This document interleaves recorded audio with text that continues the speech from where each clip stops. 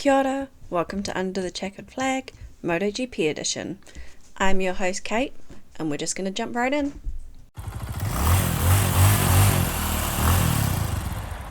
So, we are talking silly season and side tangents today. I'm going with the alliteration because we all know how much our MotoGP commentators love their alliteration.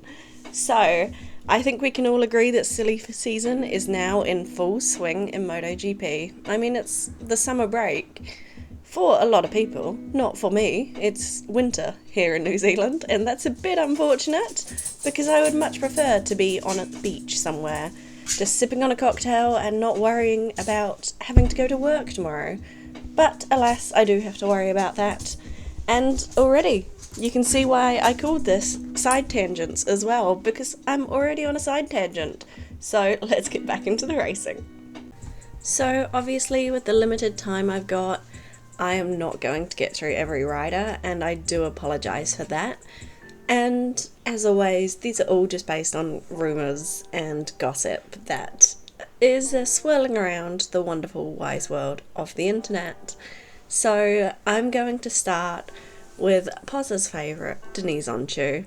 I do think he's going to go up to Moto2 purely because of his height, the fact he's now a race winner, the fact hopefully this experience will get him to settle down some of those Deniz Onchu communication hand gestures. And I think he will go up to KTM and graduate, I suppose, into a space left by Pedro Acosta. I think Holgado is actually going to stay in Moto3 for another year while he is leading the championship. I think getting him a lot more experience in that Moto3 class is going to be extremely beneficial for him long term, and with the serious amount of limited spaces that we're seeing on the grid at the moment, based on the amount of talent we have, it would solve one more problem for KTM, because goodness knows they have a lot of riders at the moment, and too many riders and too few seats. I do think that Ima Sasaki is going to go to KTM. I can thank Izzy for that little bit of hopefully good gossip. I think he'll go there because of the fact that we're seeing riders start to try out for seats, and if you're paying enough attention, I suppose you could connect the dots. However, obviously, we have no idea if contracts have already been signed or deals have already been made or anything like that. And so those are going to be my two predictions, as it were, for what's going to happen in Moto3. And so I think I'm going to leave Moto3 there just because it can be so unpredictable. There's so many talented riders, because it's more of a spicy championship, isn't it? It's the championship that you want to watch while sort of covering your face behind a pillow just in case anything bad happens, because it does seem to be a bit more dangerous because the riders are always so young and inexperienced, but it also produces, without a doubt, my favourite racing. It's so fast, it's so unpredictable in who's going to win, who's going to be where. If someone makes a mistake, 5 positions could be gained by 5 different riders, and so it's good fun to watch, but I generally try not to get too attached to the riders in Moto3 because they may just say, you know what, it's not worth the money, it's not worth the risk, and then just walk away and go and do something else for it, even if they don't stay in racing, if they stay in racing. But yeah, it's harder to follow a rider when you don't know that you're going to be able to watch them race for a long period of time. It's a very good thing I took a pause right there, because my dog let out the worst toot. I had to clear the room. But fortunately now he is back to his rightful place of sitting on my lap and chewing his favourite crocodile. So now I'm going to move on to Moto2. What do I think is going to happen here? Now, obviously I've already mentioned that I expect Deniz Onchu to move up. I think he's going to go into KTM. I'm going to say this wrong and I apologise. Ajo? Ajo. Whenever I think of teams like this, I just see them as KTM. Is it a KTM? Yes, sweet. That's all I really care about. I think he's going there because I think Pedro Acosta is going up to... In fact, I'm almost certain, a solid 99.8% certain, that Pedro Acosta is moving up to MotoGP. I don't know... I'm going to bounce a few ideas later when we get to the MotoGP section, but I definitely think he is out of Moto2 next year because, one, he's done with Moto2. You can see it in the way he's acting. He wants to go up to GP, and there is absolutely no way that anyone is not going to say no. Pedro Acosta has the potential to be a generational talent, and I really hope that he does manage to perform once he gets to GP. One other person that I'm pretty confident is going to go to GP is going to be Tony Arbolino. Given the fact that Pedro Acosta is moving up, I think Gresini will definitely be moving Arbolino up because they wouldn't want Acosta to get an extra year of experience and then be a year ahead of Arbolino, because Arbolino also has such talent that there's so much potential there, and Ducati can sort of groom him and teach him the way that they want their riders to be while challenging KTM at the same time. So I think those two riders are going to move up at the same time purely because that's going to make an excellent story long term, provided no injuries and things like that, because we're already excited about the Acosta Arbolino storyline. We're already excited to see the battle, and this is just going to be one more little chapter in it, in my opinion. And I think that it would be silly if we didn't see Arbolino move up at the same time as Acosta, because I think they'll be a great benchmark against each other. Even though they'll be on totally different machinery, it would be a lost opportunity, I suppose. Another rider I think that's going to be moving up is Ayagura. I know he's had a pretty rough start to this season. We did see him do really well in the race just before the summer break. However, I don't think he's going to have a choice but to move up, if I'm honest. I think that Honda are going to pull rank. I think they're going to say, you need to move up now, and you don't really get to turn Honda down twice if you want a chance of going to MotoGP in the future. So I think he's definitely going up as well. And so I think that's everyone I want to cover, or I'm going to have time to cover, because MotoGP is going to be quite a spicy one. Actually, of course not. I apologise, I forgot about Sam Lowes. The news came out yesterday or the day before that he is moving to SBK, and that will be so much fun to watch. I may even have to buy a second video pass. You know, the Superbike video pass, rather than just having the MotoGP video pass, because I love me some rivalry, and seeing the Lowe brothers' friendship, brotherly rivalry, I think is going to be one of those wholesome, fun things to watch, the entertaining rivalries that we see, and so that's going to be quite exciting.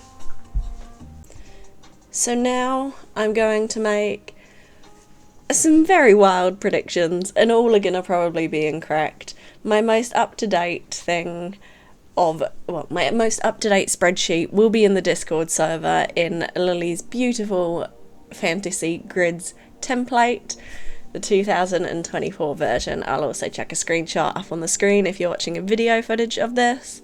So, as much as it pains me to do so, I do think Joan Mir is going to be staying with Repsol Honda. That is rough for me. He's obviously having quite a hard time there. However, I do think the fact he's a world champion will mean that Honda may start listening, because Honda need to start listening to their riders.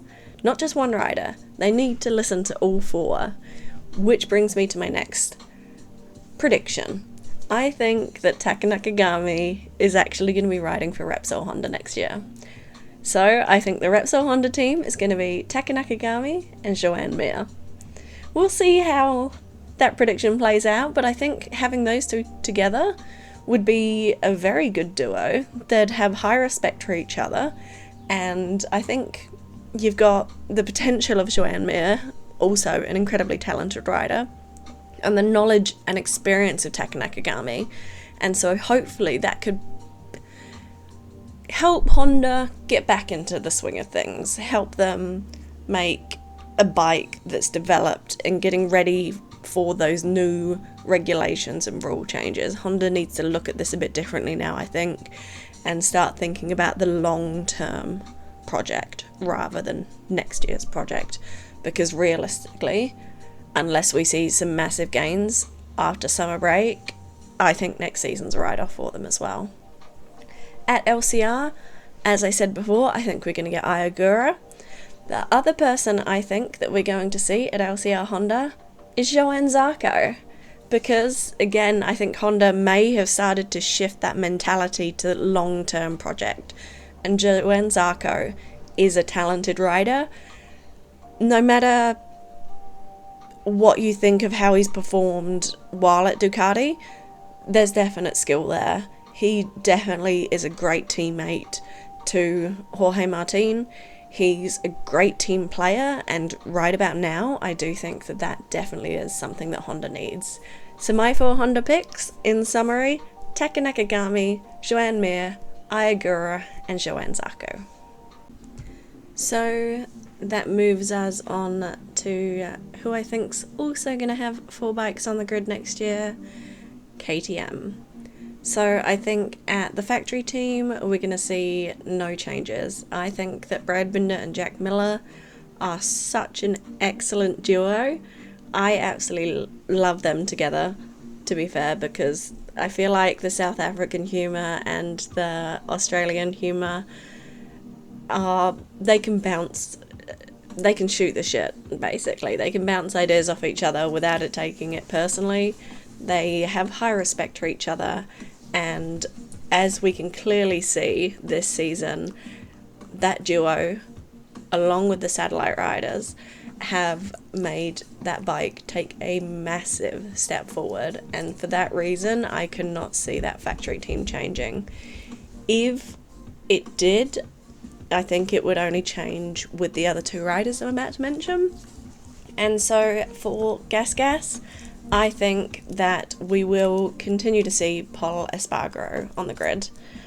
I'm quietly confident in that because he does have a 2-year contract. I do think it may depend how he comes back at the end of the season, because obviously he had his horrific injury, and it will be good to see him back on the racetrack. I know this weekend just been, we've seen photos and videos of him at the Goodwood Festival, and he is looking more comfortable on a bike again, and I know he's been training on a regular bike, probably like a private bike to get back ready, and we do still have, 2 months? 1 month? We have, oh wow, it's like 3 weeks until we're back racing. That's exciting, actually.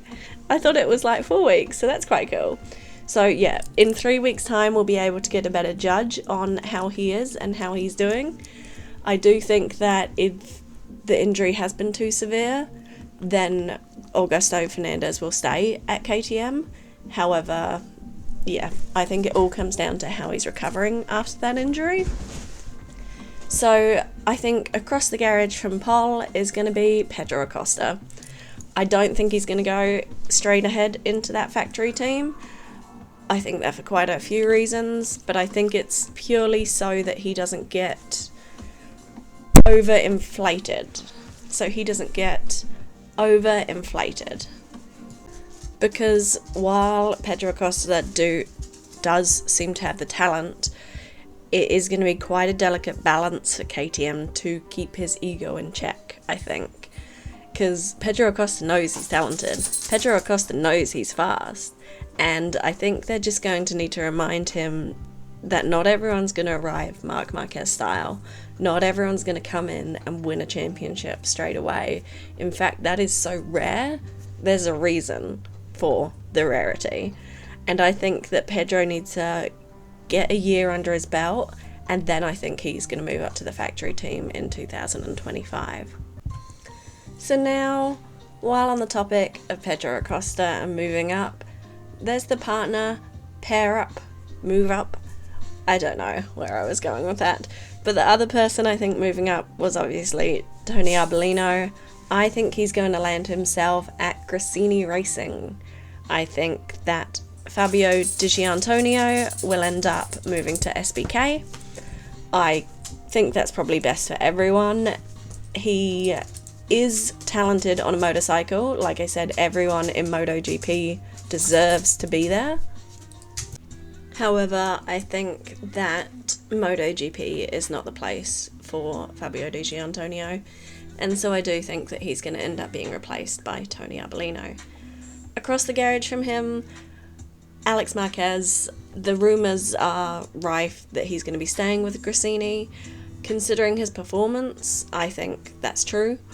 He's obviously lost a bit of form as we were starting to come into the summer break. That's, I think, because of how strenuous this season's calendar was, because we had all those back-to-backs, and then if you have one bad race, it can easily get into your head. And then he had the unfortunate accidents, and there was the incident where the poor guy vomited in his helmet and that sort of thing. So I think it would be unwise for Gresini to yeet him so soon, because, yeah, I don't think it's worth it. I think that realistically, he's a strong rider. He's finally starting to show some really good form and not be in his brother's shadow, and so I do think he's going to stay there. So on to another satellite Ducati team, Muni VR46. I think one person is going to remain unchanged in this team, and I think it's going to be Luca Marini. I think he's going to stay there. He's doing great things with that motorcycle. He's a great character to have in that team.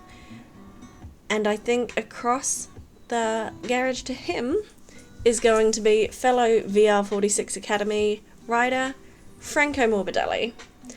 So I think that the damage between Yamaha and Franco Morbidelli has been done. I don't know why. I think that Yamaha broke a lot of things last year, and possibly the year before then too. And we could actually go quite a way back to see when they started breaking things. However, I think Franco Morbidelli is back on form. We can clearly see that he's up there with Fabio Quartararo in terms of speed and definitely more reliability now. He does seem to have finally got himself, with the help, no doubt, of the VR46 Academy, back into the kind of rider that he always could be after he did suffer his injury, and that obviously caused quite a lot of pain physically, and then I think some psychological issues got in the way there. Just like he started psyching himself out, is my personal opinion. And I think now he's back on form. He knows he can ride. His leg's pretty much fully recovered, so I think he's in a really good space. And I think if we put him on a Ducati, wow, he could show some real speed and really get some really, really strong results. And that's why I think he's going to be joining Luca Marini at VR46. So for that recap, we have Alex Marquez and Tony Arbolino at Gresini Racing, and we have Luca Marini and Franco Morbidelli at VR46. Which then brings me over to not quite factory but still factory, Prima Pramac Racing. I think we're going to see Marco Bezzecchi move over from VR46 up to Prima Pramac Racing, purely because I cannot see Ducati management giving a factory bike to him, because I don't think VR46 are going to stay with Ducati long term. I think come 2025, VR46 are going to go back to being the Yamaha satellite team, in my personal opinion. I think that because of that reason and because of the long-term project for Ducati, I think it's going to be smartest all around for Marco Bezzecchi to go to Pramac Racing, because then he gets himself on pretty much equal machinery. While the factory support isn't as strong, it does move him a really big step forward, because this year Bezzecchi has shown how incredibly talented he is, and considering his bike is last year's spec, he's up there battling with Bagnaia, and it's another great story that I'm really enjoying watching, the rivalry between Marco Bezzecchi and Pecco Bagnaia. It's entertaining, and it adds that extra layer of interest, and not to mention seeing them in the cool down rooms together is hilarious, because they are jokers and it is good fun. So on the other side of the garage, I think Jorge Martin is now going to stay with Pramac Racing. I think next season's going to be a lot spicier. However, I think it would be quite silly of Jorge Martin to move anywhere else at this stage anyway, because while of course he probably wants to give the finger to Ducati behind garage doors, the fact remains that bike is still the best on the grid, really. And so, yeah, he's going to stay for another year, I think, anyway. As I said, these are all my predictions. I'm going to probably be completely wrong, and I'll listen to this next year and be like, Kate, what the heck were you thinking? So, moving on to factory Ducati Lenovo team. So, I think we're going to see no changes here. I think we are going to have Enea Bastianini and Pecco Bagnaia on the grid in the factory team still. One, because I think that Ducati management would face quite considerable backlash if they dropped Enea Bastianini down to Pramac. I also think that there's the element of the fact that Enea is Italian, and it is an Italian brand, an Italian bike, and they are not going to move Pecco anywhere. Pecco is performing perfectly. Told you I'd come back to that alliteration, didn't I? Yeah, I think that pairing is quite a good one. It is a real shame that this year we didn't get to see what I was really hoping to be a great battle, but I am sure that after the summer break, once the beast is back in form, that we will really get to see the two of them up at the other end of the grid together. Well, hopefully the right end of the grid, the pointy end near the top, and we get to see Bastianini fighting for some podiums, because yeah, the guy just had a bad start to the season and shoulder blade recovery times are so long.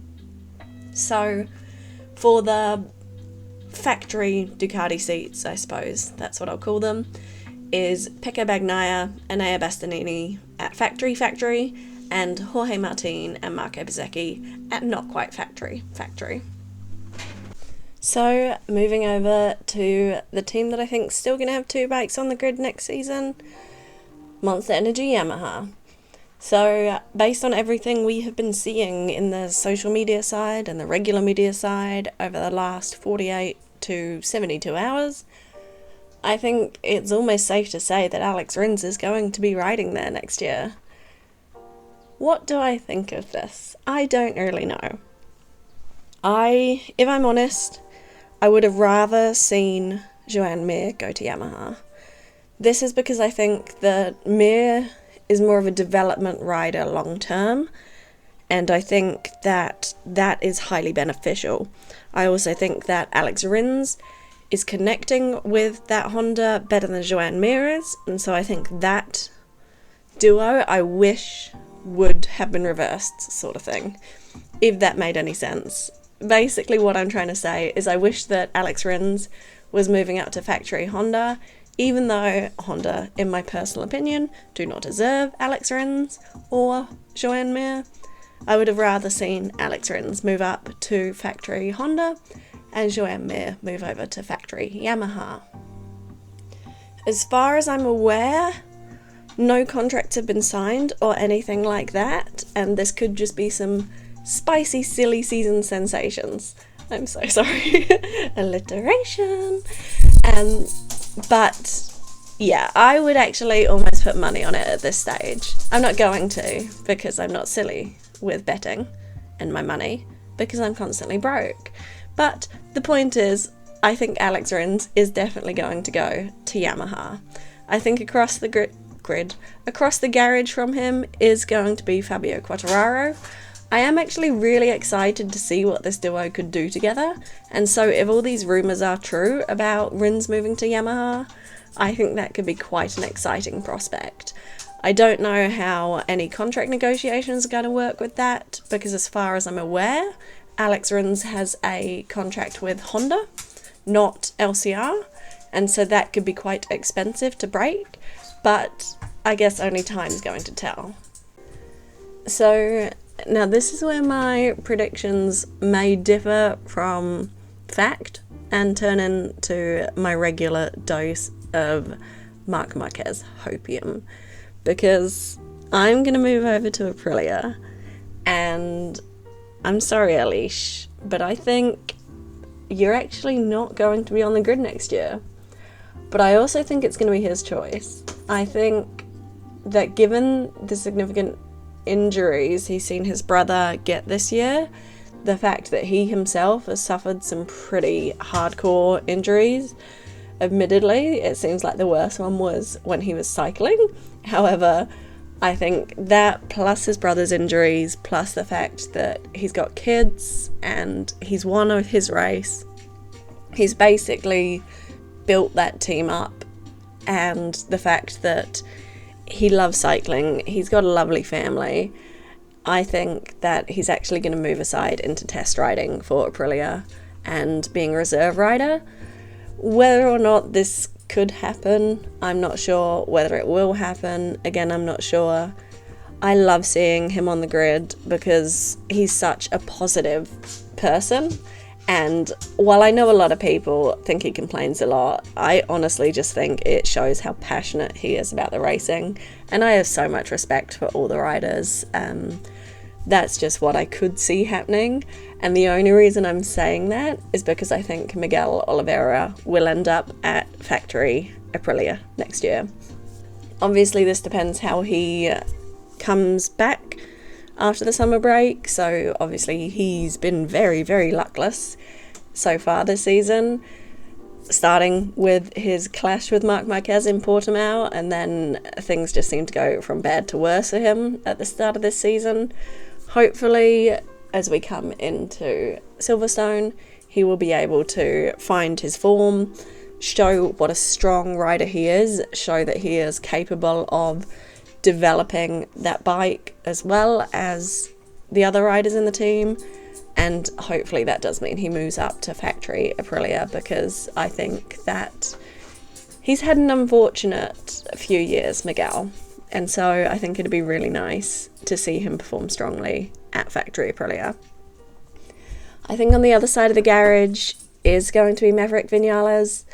Maverick is so talented, and the things he's done with that Aprilia have been amazing. This year, Aprilia do seem to have struggled quite significantly with various mechanical issues like the chain braking, lots of breaking down, which is all part of developing a motorcycle.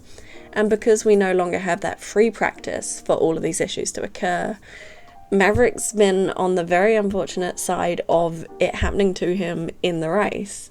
So yeah, that's really unfortunate, and I do think it's easy to see that, especially from a team point of view, so that's why I think that he will be staying at Aprilia Factory Racing next year.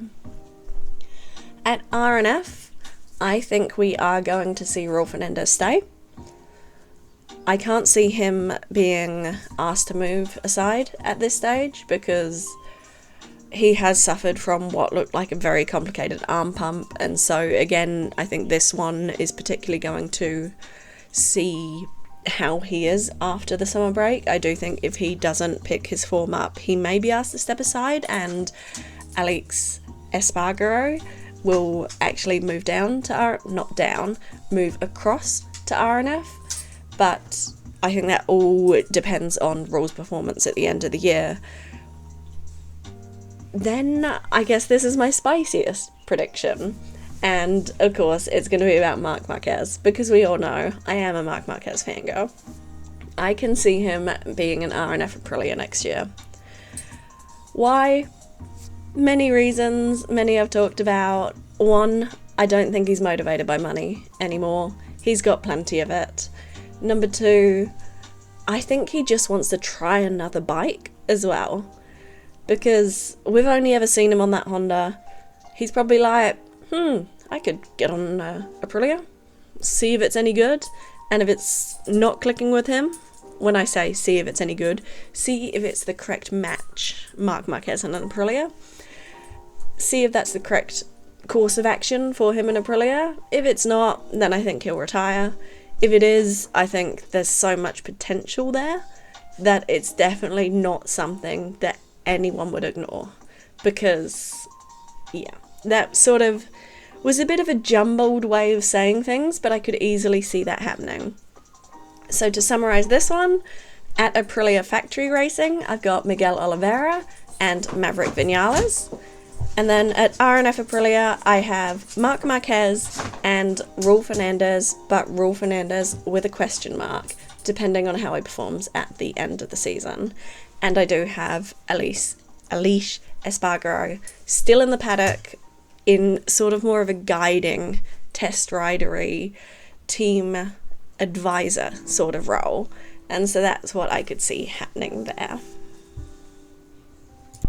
So those are my silly season 2024 predictions. Now I do want to touch on some 2025 predictions while I'm discussing silly season. Mainly, the ones I want to think about are Yamaha. I think that VR46 in 25 will go back to Yamaha. I think they're going to turn back into their satellite team, and so we're going to have Monster Energy Yamaha, and we're going to have VR46 Yamaha. Other than that, I don't really see a lot of teams in the MotoGP class changing hands. I do then have to wonder about if we are going to get another factory. I really hope we do, for the sake of this being a world championship and not a European championship. But I also don't know. I think, obviously, with the move to VR46 over to Yamaha again, there have been talks about it being Leopard Racing Yamaha. We all want Yamaha to get a satellite team. We've heard interviews online that they're saying they're not looking for a satellite team for 2024, and with all the discussion from Dorna recently about the extra 2 spots only being reserved for an extra factory, it could mean that we are going to see a radical switch up with that extra 2 Ducati satellites, I guess we could call them, where they do have the 6 bikes, and hopefully this means that we could start moving towards having 4 Hondas, 4 Ducatis, 4 KTM, 4 Aprilia, 4 Yamaha, and 4 question mark bikes. I think there are quite a few contenders for possibly that extra factory. I think I would love to see Suzuki back. I think we'd all love to see Suzuki back. We're all still reeling from Suzuki leaving. I think with this 7-year deal with the Indian Grand Prix, we can't rule out seeing an Indian manufacturer come into the grid, which could be really exciting. And then there's all the ones that are already established in Moto2 and Moto3, who are obviously going to be looking at graduating a team up to the MotoGP engine size, basically. And so I think that could be really interesting, and I'm looking forward to seeing how that plays out. I also think that, well, I hope that we see a little bit of a culture shift within those Japanese teams. I do want to see Friday practice turn back into free practice, at the very least the morning of it.